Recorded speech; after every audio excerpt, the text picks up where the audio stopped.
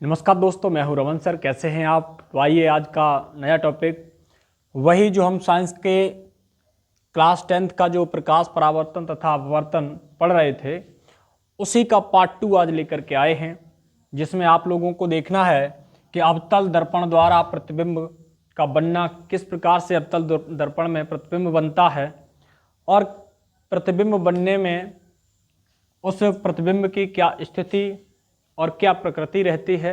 ये चीज़ आज हम देखने वाले हैं और इसमें ये भी देखेंगे कि प्रतिबिंब के किरण आरेख कैसे खींचते हैं। तो चलिए हम शुरू करते हैं। देखिएगा, सबसे पहले हमको ये पढ़ना है कि अवतल दर्पण द्वारा जो बनने वाला प्रतिबिंब है, उस प्रतिबिंब की स्थिति और प्रकृति। स्थिति का मतलब ये होता है कि बिंब को दर्पण से कितनी दूरी पे बनना होगा, किधर बनना होगा और बिंब को कहाँ कहाँ पे हम रख सकते हैं। तो सबसे पहले हमको ये देखना है कि अवतल दर्पण में पहला टॉपिक इसका रहेगा अवतल दर्पण द्वारा बने प्रतिबिंब की प्रकृति, बने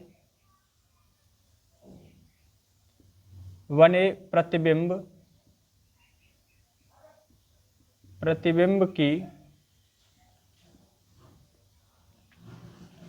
स्थिति व प्रकृति तो चेक करिएगा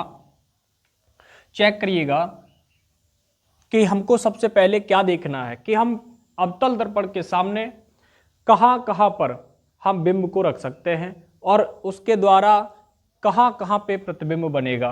तो चेक करते हैं। सबसे पहले हम क्या करेंगे, एक अवतल दर्पण को हम बना लेते हैं। तो अवतल दर्पण को हमने पिछली क्लास में पार्ट 1 में हमने देख लिया है कि अवतल दर्पण में कौन कौन से महत्वपूर्ण बिंदु होते हैं, उन बिंदुओं का क्या क्या नाम होता है, वो सारी चीज़ें हम पिछले वीडियो में देख चुके हैं। जो बच्चे पार्ट 2 देख रहे हैं, इससे पहले पार्ट 1 देखिएगा तो आपको पूरा चैप्टर समझ में आएगा शुरू से। तो देखिएगा, इस बिंदु को हम कहते हैं पोल, और ये अगर दर्पण है, अवतल दर्पण है, ये किसी गोले का कटा हुआ भाग होगा, तो इसका जो केंद्र होगा उस गोले का, इस दर्पण का, वो वक्रता केंद्र कहलाएगा।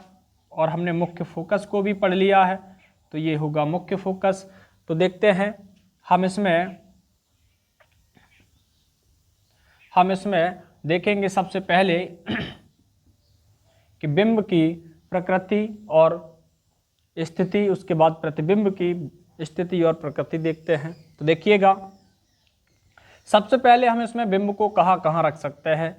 तो बिंब को सबसे पहला हम रखेंगे अनंत पे, और अनंत एक ऐसा बिंदु होता है जहाँ तक हमारी नज़र पहुँचती है और जहाँ पे ये बादल जो हमको ज़मीन से छूते हुए नज़र आते हैं, वहाँ तक के दूरी को क्या कहेंगे, अनंत कहेंगे। अर्थात जहाँ तक हम नज़रों से देख सकते हैं। तो चेक करेंगे, तो एक तो हम पहला जो बिंब होगा, बिंब बोलेंगे बेटा तो वस्तु होगी। बिंब अगर हम इसको कहते हैं तो ये क्या होगी, कोई वस्तु होगी। तो हम इसको कहाँ कहाँ रखेंगे, पहली हमने स्थिति में रख लिया है कि ये अनंत पे रखेंगे। दूसरा, हम केंद्र और अनंत के बीच में कहीं रखेंगे।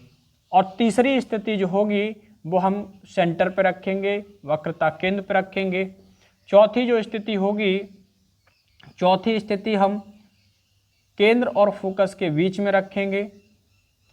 पांचवी स्थिति जो होगी वो हम फोकस पे रखेंगे।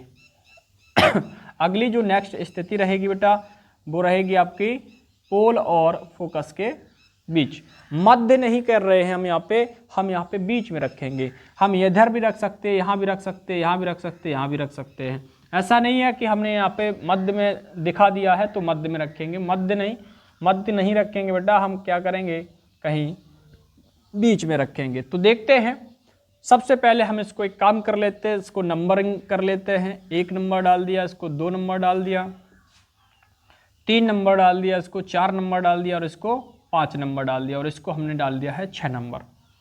तो देखिएगा हमने कितनी जगह पे, 6 जगह पे बिंब को कहीं पे हमने स्थापित किया है। और यहीं से बनेंगे इन बिंब के प्रतिबिंब। तो चेक करेंगे, अब हम छठवां स्थिति को छोड़ करके हम प्रतिबिंब जो बनाएंगे वो हम बनाना शुरू करेंगे फोकस से। पहला यहाँ बनेगा, तो दूसरा बेटा कहीं हमारा इन दोनों के बीच में बनेगा केंद्र और फोकस के, और तीसरा बेटा बनेगा हमारा केंद्र पर, चौथा बनेगा आके कहीं केंद्र और अनंत के बीच में, और पांचवा बनेगा आके हमारा ये बनेगा आके अनंत पे। तो देख लेते हैं, इसको भी हम नंबरिंग के हिसाब से डाल देते हैं और इससे याद करने में बहुत ही आसानी रहती है कि किस प्रकार से बिंब को कहाँ रखा जाए तो ये प्रतिबिंब कहाँ पे बनेगा। तो चेक करेंगे, अगर ये पहला बिंब हमने रखा है अनंत पे, तो इसका जो प्रतिबिंब बनेगा बेटा वो बनेगा फोकस पे। और दूसरी स्थिति यहाँ से बेटा हम कंटिन्यू लिख देंगे, तीसरी स्थिति हो जाएगी, चौथी हो जाएगी और बेटा पांचवी हो जाएगी। अब बात करेंगे कि ये छठवीं स्थिति कहाँ बनेगी। तो जो छठवीं स्थिति बनेगी ये कहीं दर्पण के पीछे बनेगी, और दर्पण के पीछे जो बनेगी वो हमारी सीधी बनेगी। तो सीधी और उल्टी क्या होती है ये चीज़ें हम जब अभी किरण आरेख खींचेंगे इनकी स्थितियां देखेंगे, अभी हम इनको समझते हैं कि सीधा और उल्टा क्या होता है। चेक करेंगे तो देखिएगा कि हम अब इसमें ये हम जान लेते हैं कि बिंब की स्थिति, प्रतिबिंब की स्थिति और प्रतिबिंब की प्रकृति। तो हम इनमें 3 कॉलम बना लेंगे। हमने 1 बना लिया है, 2 बना लिया है और ये तीसरा हो जाएगा। तो हम 1 में लिख देंगे बिंब की स्थिति, यहाँ पे हम बिंब की स्थिति लिखेंगे, तो इसमें हम लिखेंगे प्रतिबिंब की स्थिति। प्रतिबिंब जो होता है इस वस्तु का छाया होता है प्रतिबिंब, तो ये प्रतिबिंब की स्थिति, और यहाँ पे प्रतिबिंब की हम प्रकृति देखेंगे। प्रतिबिंब की प्रकृति देखेंगे। तो देखिएगा, सबसे पहले हमने देखिएगा क्या करना है। हमने पहले बिंब को रखा कहाँ पे है, हम ये चीज चेक करेंगे। हमने पहली स्थिति रखी है अनंत पर। जब बिंब अनंत पर रखा हो, जब बिंब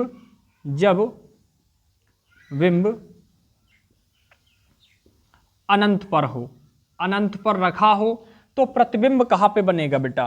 प्रतिबिंब जो बनेगा वो प्रतिबिंब बनेगा फोकस पे। तो ये स्थिति ये बताता कि कितनी दूरी पे कहाँ पे बनेगा। तो यहाँ पे बेटा पहली जो स्थिति रहेगी प्रतिबिंब की वो बनेगा मुख्य फोकस पर। मुख्य फोकस पर बेटा, मुख्य फोकस पर, यानी कि एफ पर बनेगा। कहाँ पे बनेगा? एफ पर बनेगा। देखिएगा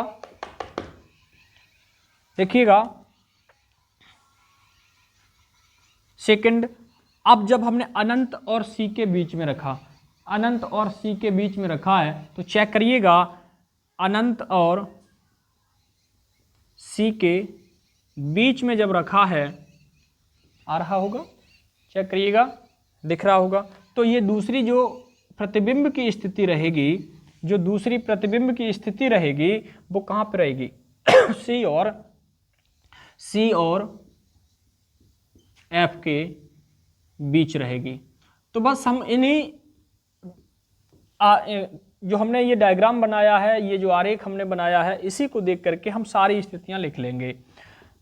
अब चेक करेंगे तीसरी स्थिति कि जब हमने मुख्य वो केंद्र पर रखा, जब सी पर रखा है, सी पे रखा है, तो तीसरी जो प्रतिबिंब की स्थिति रहेगी ये भी सी पर बनेगा। सी पर बनेगा तो हम चेक करेंगे चौथा जो हमारा बिंब रखा है हमने, वो चौथी स्थिति उसकी हमने एफ और सी के बीच, यानी सी और एफ के बीच में रखा है। तो ध्यान रखेंगे ये बनेगा कहाँ पे जाके, प्रतिबिंब कहाँ बनेगा? आप देखिएगा सी और अनंत के बीच में, सी और अनंत के बीच में, देखिएगा अनंत के बीच बनेगा बेटा। देखिएगा अगली जो स्थिति रहेगी आपकी वो हमने देखिएगा पांचवी कहाँ रखी है, मुख्य फोकस पर। पांचवी जो बिंब की स्थिति रखी है वो F पर रखी है। F पर रखेंगे तो देखिएगा ये जो पांचवी प्रतिबिंब की स्थिति रहेगी वो अनंत पे बनेगी, अनंत पर बनेगा बेटा। ये कहाँ बनेगा, अनंत पे। तो छठवीं देखते हैं, छठवीं सबसे महत्वपूर्ण रहती है।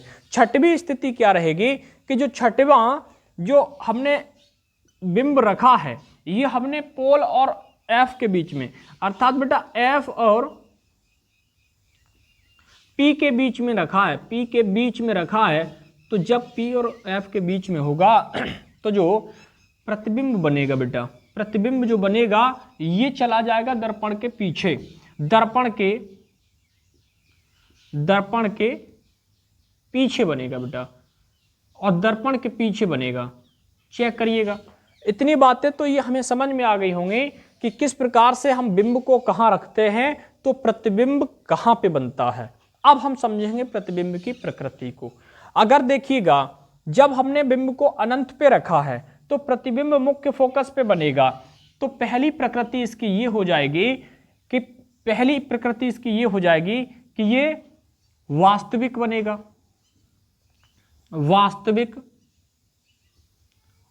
वास्तविक कमा।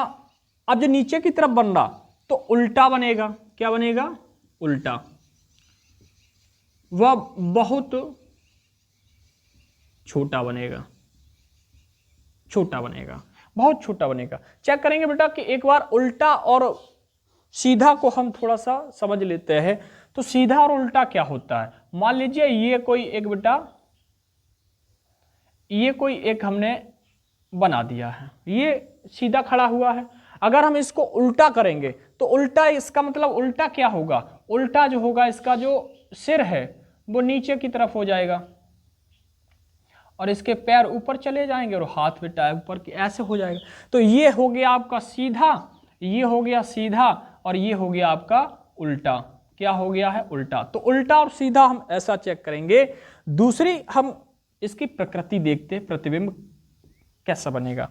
तो देखिएगा जब अनंत और C के बीच में रखा जाएगा तो प्रतिबिंब बनेगा C और F के बीच में, C और F के बीच में बनेगा, यहाँ पे बनेगा। तो ये भी वास्तविक रहेगा, उल्टा रहेगा, और ये छोटा रहेगा। छोटा का मतलब बेटा ये होता है कि ये बहुत छोटा तो नहीं होगा, इससे बड़ा होगा। चेक करेंगे जैसे जैसे हम बिंब को बेटा पास लाते हैं, दर्पण के पास लाते हैं, वैसे ही ये प्रतिबिंब बड़ा होता चला जाता है। जैसे बिंब पास में लाएंगे प्रतिबिंब बड़ा होगा। तो चेक करेंगे तीसरी प्रकृति क्या होगी, तीसरी स्थिति में ये प्रकृति क्या होगी जब C पे बनेगा। चेक करेंगे 3 नंबर ऊपर भी 3 नंबर नीचे भी, अर्थात जितना बड़ा बिंब है उतना ही बड़ा प्रतिबिंब बनेगा। अर्थात ये वास्तविक बनेगा, उल्टा बनेगा, और ये क्या बनेगा, बिंब के समान बनेगा, बिंब के समान बनेगा। जितना बड़ा बिंब है उतना बड़ा प्रतिबिंब बनेगा। देखेंगे चौथा हम देखेंगे। चौथी कंडीशन C और F के बीच में रखा है तो ये बनेगा जाके कहां पे, C और अनंत के बीच में। जब C और अनंत के बीच में बनेगा तो ये वास्तविक बनेगा, उल्टा बनेगा, और ये बिंब के आकार से बेटा बड़ा बनेगा, बिंब से बड़ा बनेगा, बिंब से बड़ा बनेगा। और जो इसकी पांचवी स्थिति रहेगी, प्रकृति रहेगी, स्थिति को देख के प्रकृति बनाएंगे। जब अनंत पे रखेंगे, अब कहां पे, अनंत पे जब बनेगा जाके, ये अनंत पे बनेगा तो ये बहुत बड़ा होगा,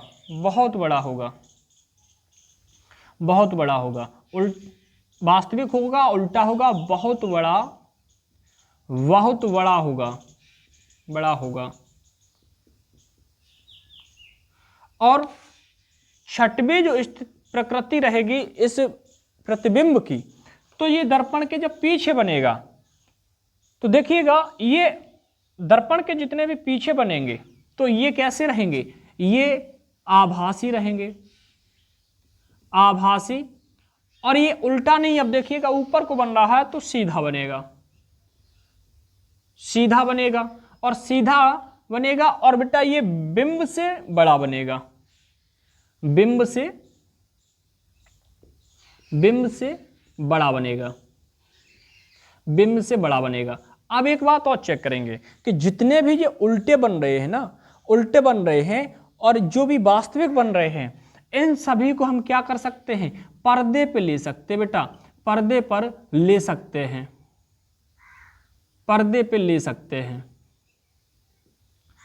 लेकिन ये जो आभासी होगा इसको पर्दे पे नहीं लिया जाएगा बेटा, इसको पर्दे पे नहीं ले सकते, पर्दे पर नहीं लिया जा सकता, ये पर्दे पे नहीं लिया जा सकता है। तो बताइएगा इतनी बात समझ में आई होगी। अब हम बढ़ेंगे आगे की तरफ, तो बेटा इसको नोट करिएगा और एक स्क्रीनशॉट ले लीजिएगा।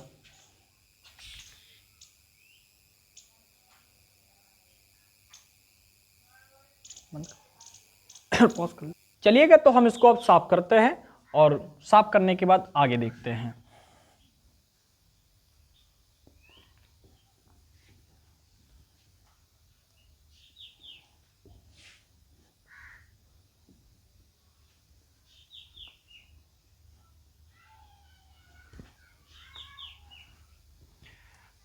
और देखिएगा कि जिन बच्चों को ये नहीं आते हैं तो बेटा ध्यान रखिएगा, पिछली क्लास भी आप लोग देख के चलिएगा, जिससे कि आपका जो बेसिक कॉन्सेप्ट जो हमने पूरा बताया है एक अवतल दर्पण के बारे में, वो आपको पूरी तरह से जानकारी हो जाए।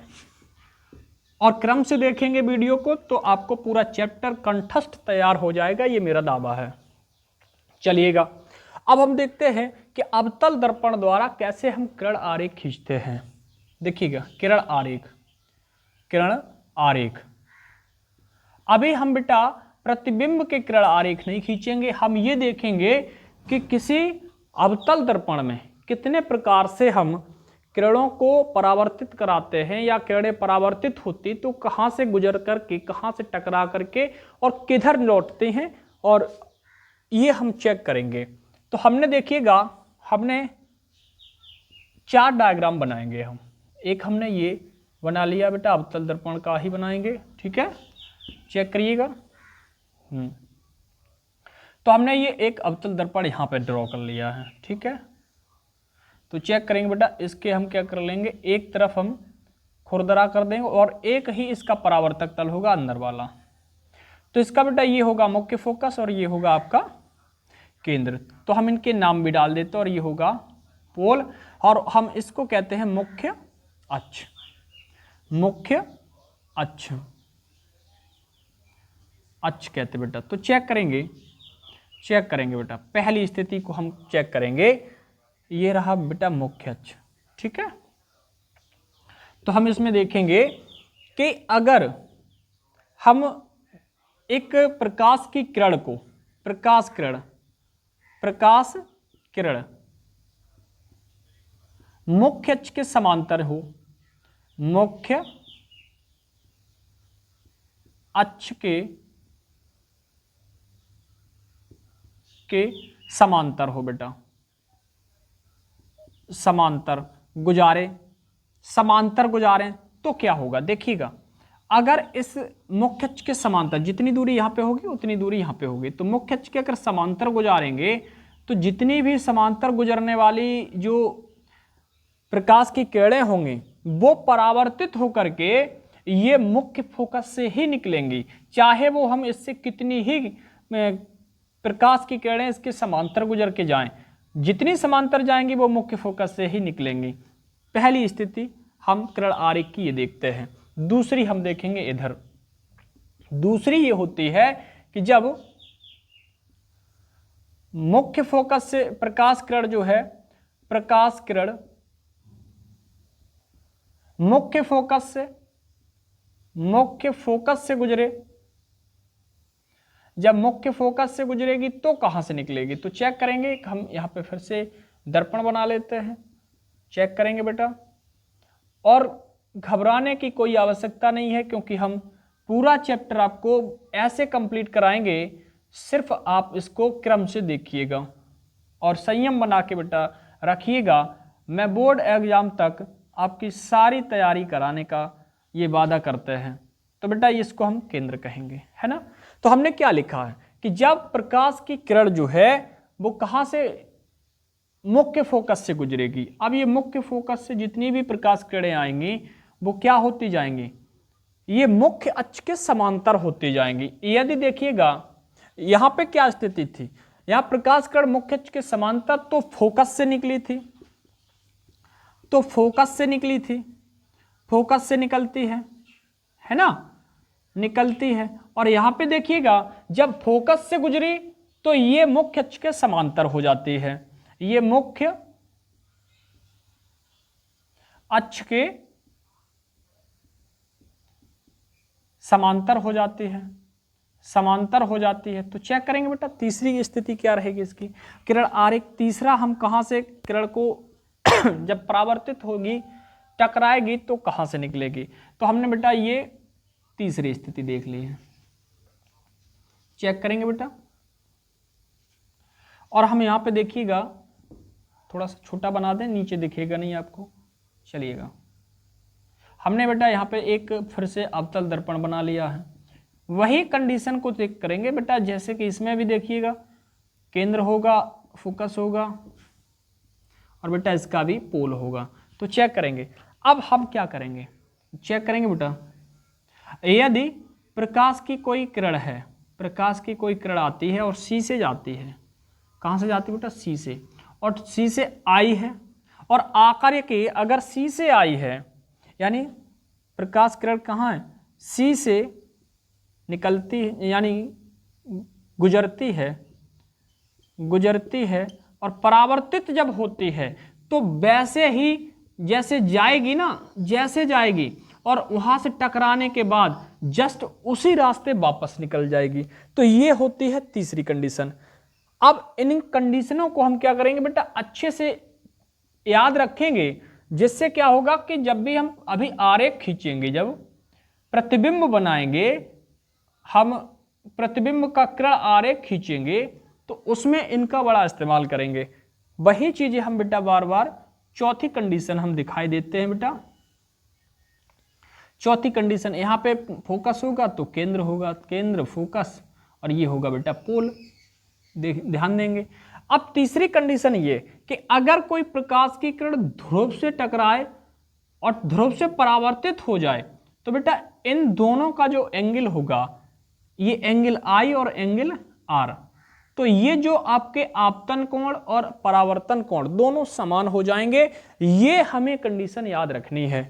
तो ये कंडीशन याद रखेंगे तो हम जब भी प्रकाश जो दर्पण अवतल दर्पण से जितने भी प्रतिबिंब बनने की स्थितियां हैं उनके जब हम किरण आरेख खींचेंगे तो बेटा हम बहुत आसानी से खींच सकते हैं। तो चलिएगा इसको नोट करिए और स्क्रीनशॉट लीजिएगा।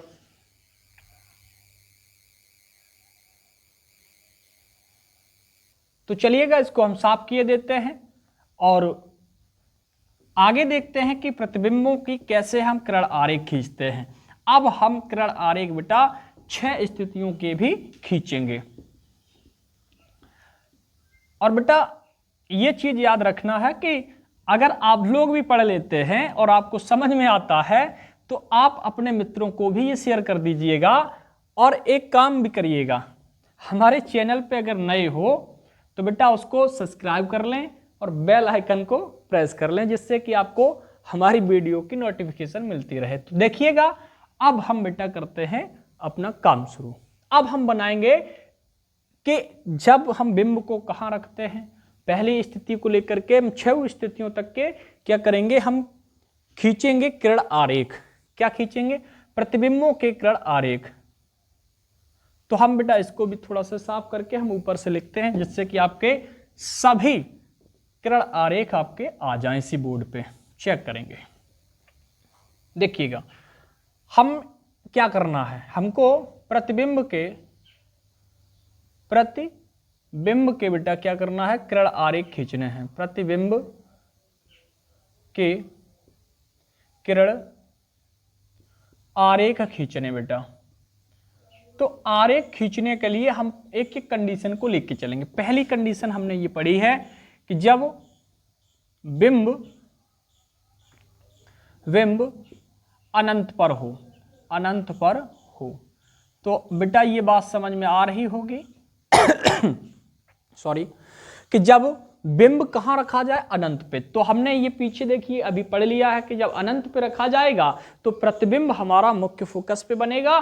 तो हम बेटा तुरंत वहां से इस चीज को हम याद भी रखेंगे कि यहाँ पे देखिएगा हमने एक बना लिया, ये क्या बना लिया बेटा, एक हमने बना लिया अवतल दर्पण। चेक करेंगे बेटा,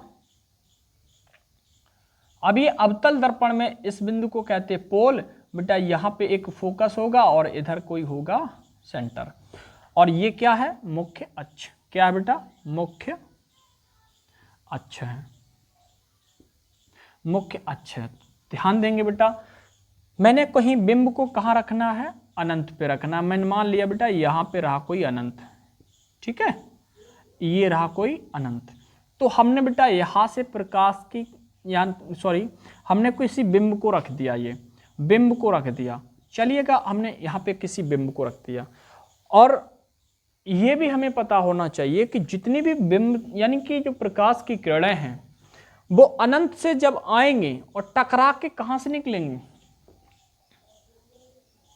ये हमने मुख्य अक्ष के समांतर भेज रहे। पहली स्थिति देखिएगा हमने क्या करना है कि जो भी प्रकाश किरण होगी पहले हम मुख्य अक्ष के समांतर भेजेंगे, तो बेटा ये मुख्य फोकस को प्रतिच्छेद करेगी। क्या करेगी, मुख्य फोकस को प्रतिच्छेद करती हुई निकलेगी।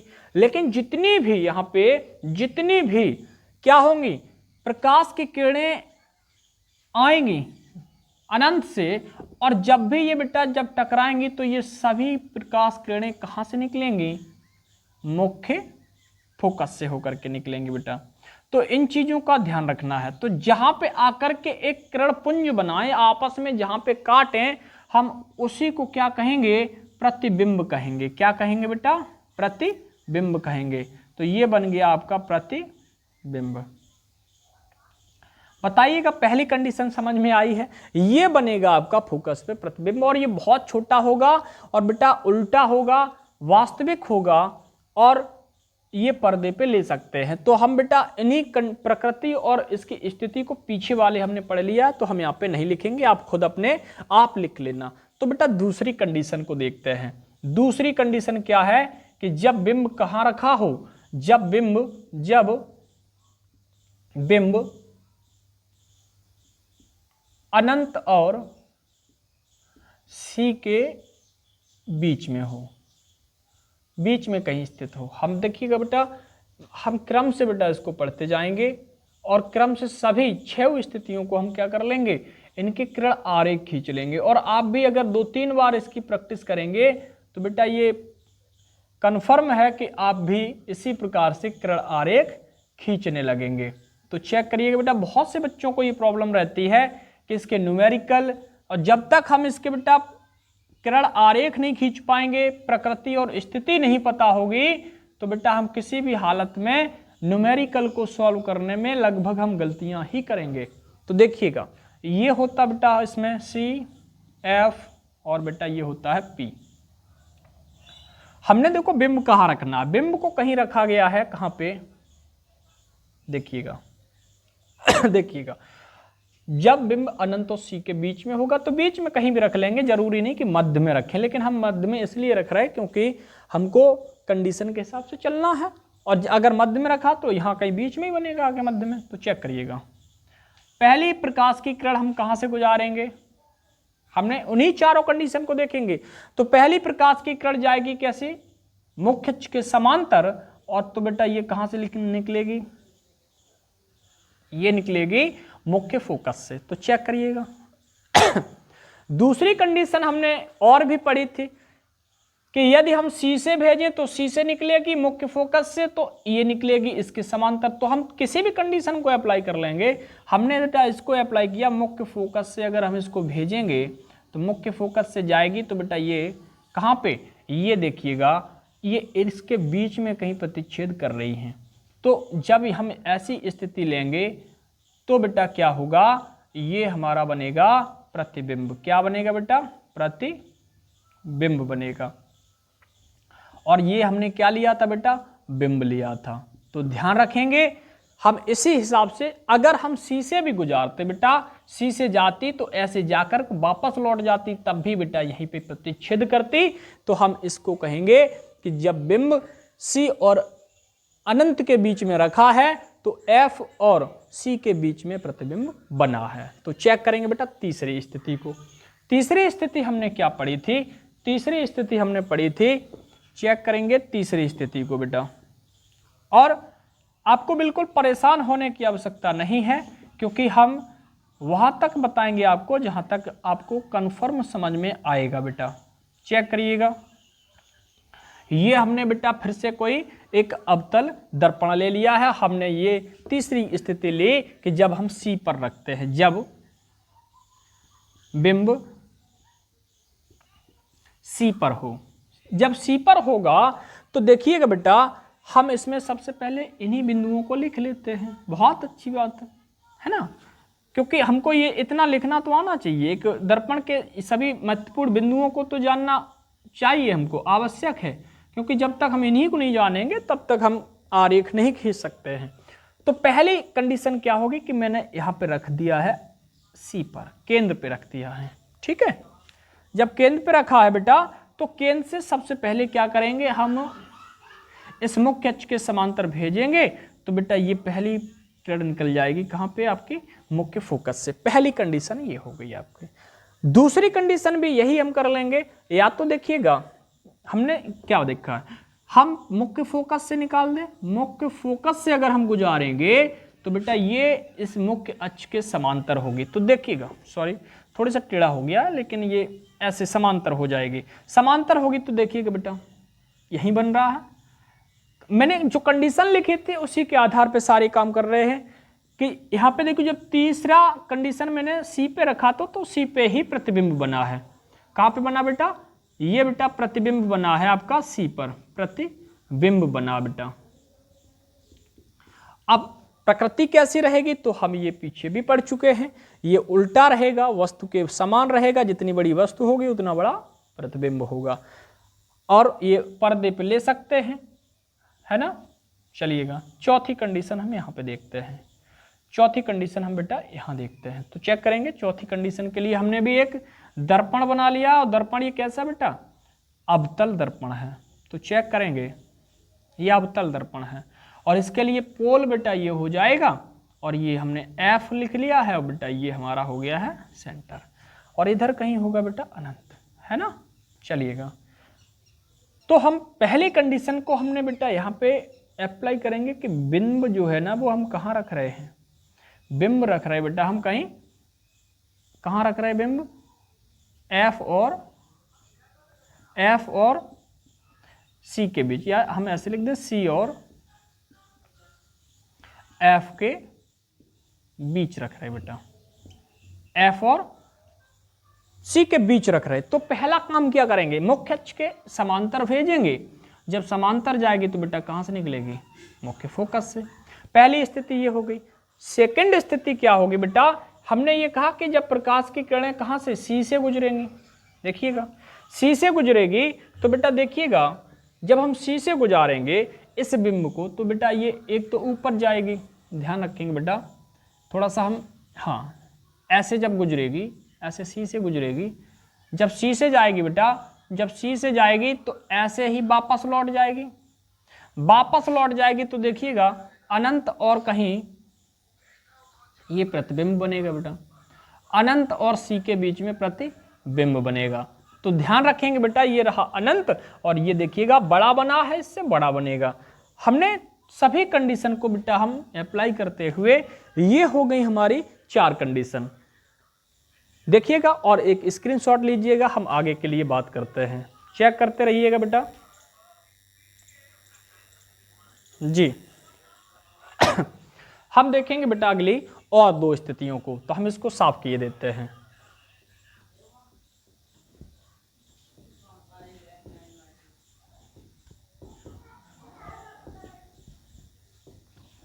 तो हम इसको बेटा साफ करके, और अभी जो आपकी 2 स्थिति और रही हैं, हम उनके भी किरण आरेख खींचते हैं। तो जब हम किरण आरेख खींचेंगे तो बेटा आप भी 2-3 बार प्रयास करना, आप भी अच्छे से किनारे खींचने लगेंगे। पहली यानी कि यहाँ पे बेटा 5वीं कंडीशन ये कहती है कि जब जो बिंब है, बिंब F पर हो बेटा, F पर हो, F पर रख दे तो हम एक बेटा ये कंडीशन खींच लेंगे, हम तुरंत क्या कर लेंगे, एक बेटा अवतल दर्पण बना लेंगे। अवतल दर्पण बना लिया बेटा हमने, और अवतल दर्पण में देखेंगे कि ये पोल होता है, यहाँ बेटा फोकस होता है, केंद्र होगा। अब हमने बिंब को कहाँ पे रखा बेटा, हमने बिंब को रखा है फोकस पे। ध्यान रखेंगे बेटा इसके लिए, यहाँ पे बहुत कंडीशनें, दोनों कंडीशन को सीखना बहुत ही आवश्यक है। तो यहाँ से बेटा हम यहाँ से क्या करेंगे कि यहाँ से देखिएगा, ऐसे प्रकाश की किरण जब मुख्य अक्ष के समांतर जाएगी तो ये कहाँ से निकल जाएगी, मुख्य फोकस से निकल जाएगी। दूसरी कंडीशन बेटा सी से जब गुजरेगी तो सी से बेटा यहाँ टकराएगी, टकराने के बाद बेटा क्या करेगी, ये वैसे ही बेटा क्या होगी, ये वैसे ही सी से निकल करके बेटा वैसे ही वापस लौट जाएगी। तो जैसे जाएगी वैसे ही बेटा यहाँ टकरा के वापस लौट जाएगी। तो बेटा ये जब दोनों प्रकाश की किरणें बहुत दूर जा करके क्या होंगी, अनंत पे जा करके मिलेंगी, तो जहां पे मिलेंगे बेटा वहां पे बनेगा इसका प्रतिबिंब। क्या बनेगा, प्रतिबिंब बनेगा। तो चेक करेंगे अगली कंडीशन को, और कैसा होगा, ये भी बेटा वास्तविक होगा और उल्टा होगा और बहुत बड़ा होगा। तो चेक करेंगे बेटा छठवीं कंडीशन को।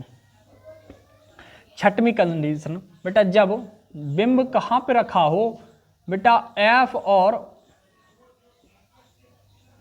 P के बीच हो, P के बीच हो। अब यहां पे कंडीशन बिंब जो होगा वो फोकस और P के बीच में होगा। तो इसके लिए बेटा क्या स्थिति होगी, तो हम इसके लिए बेटा ये सबसे महत्वपूर्ण रहता है कि आपको ये समझ में आ जाए कि लास्ट वाली स्थिति कैसे करते हैं। ये स्थितियां बेटा नॉर्मली हो जाती है क्योंकि इनके वास्तविक बन रहे हैं, तो हम लोग ज़्यादातर बेटा इनको तैयार कर लेते हैं, लेकिन ये स्थिति थोड़ी सी कठिन रहती है। तो इसके लिए चेक करते हैं, ये इधर बेटा अनंत हो जाएगा इधर, और यहाँ पे देखिएगा ये पोल हो जाएगा। पोल हो जाएगा तो बेटा ये हो जाएगा आपका मुख्य फोकस और ये हो जाएगा आपका वक्रता केंद्र। तो हमने स्थिति में क्या लिखा कि जो बिंब रखेंगे वो कहीं हम बेटा यहां रखेंगे। कहां रखेंगे बेटा,